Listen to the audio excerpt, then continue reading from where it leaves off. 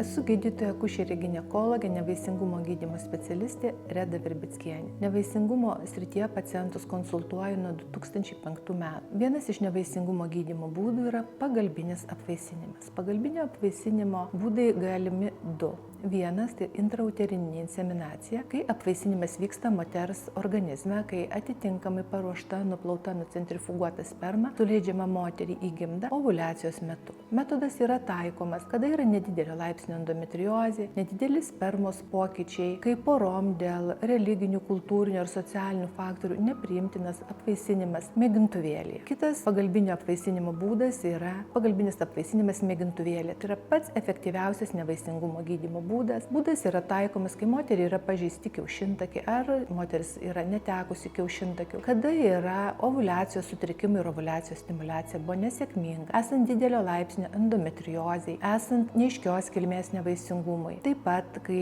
yra pakitimai spermoje, nepakankamas kiekis, judrumas spermatozoidų ar normalios morfologijos spermatozoidų mažiau 4%. Gydymas yra kompensuojamas valstybės, mūsų gydymo įstaiga turi sutartį su teritorinė ligonių kasa, su šeimos gydytojų siuntimu, kuriame turi būti nurodyta, kad pora akušerių ginekologų nukreipiama pagalbinio apvaisinimo procedūrai. Mes taikom nemokamas gydytojų konsultacijas, tyrimai prieš pagalbinį apvaisinimą yra kompensuojami valstybės, lygiai taip pat kaip ir kiaušidžių stimuliacijai taikomi vaistai. Kviečiame atvykti pas mus, kartais gamtai reikia truputį padėti.